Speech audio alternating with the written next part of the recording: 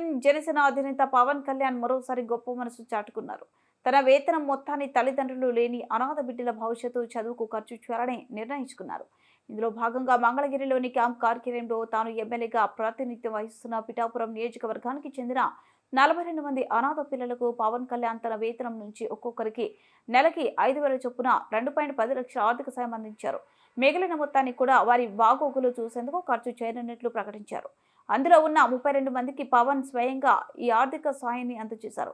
మిగిలిన 10 మందికి జిల్లా యంత్రాంగం ద్వారా అందిస్తామని తెలిపారు. ఇకపై పిల్లల ఇంటి వద్దే ఈ మొత్తాన్ని ప్రతి నెల అందజేసే విధంగా చర్యలు తీసుకుంటానని పవన్ పేర్కొన్నారు.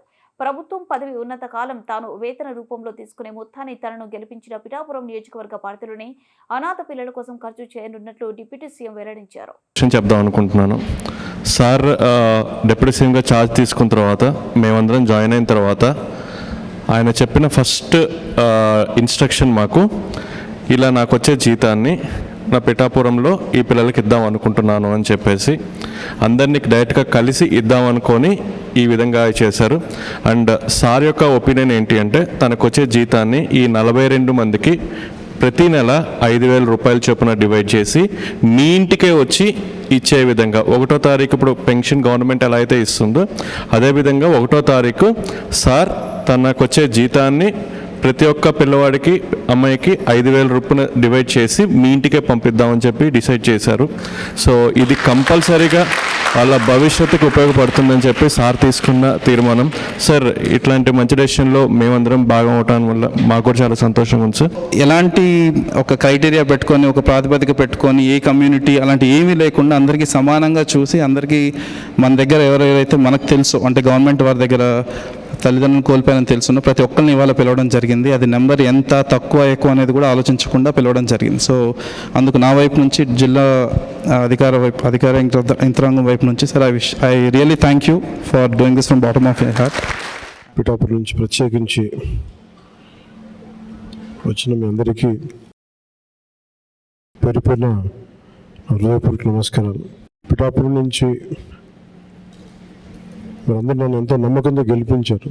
మన పిఠాపురం కావాల్సిన అభివృద్ధి పనులతో పాటు ప్రతి చిన్న సమస్య ఏదున్నా కానీ మన ఇక్కడ దగ్గర పర్యవేక్షిస్తూ మన డిప్యూటీ సీఎం ఆఫీస్ దగ్గర నుంచి కానీ అక్కడ స్థానికంగా మన ఆఫీస్ దగ్గర నుంచి అన్ని పనులు చేసుకుంటూ వెళ్తున్నాం. ప్రత్యేకించి నా దృష్టికి తీసుకొచ్చారు. దాదాపు 42 మంది ఆర్ఫన్స్ ఉన్నారు, తల్లిదండ్రులు లేని వాళ్ళు, లేదంటే కూర్చోబెట్టి దాంట్లో సగం మంది కనీసం ఎవరు బాధ్యత తీసుకోవడానికి ఎవరు లేరు. దీనికి మనం ఏదైనా చేయాలని షణ్మోహన్ గారు అలాగే కృష్ణతేజ గారు నా దృష్టికి తీసుకొచ్చారు.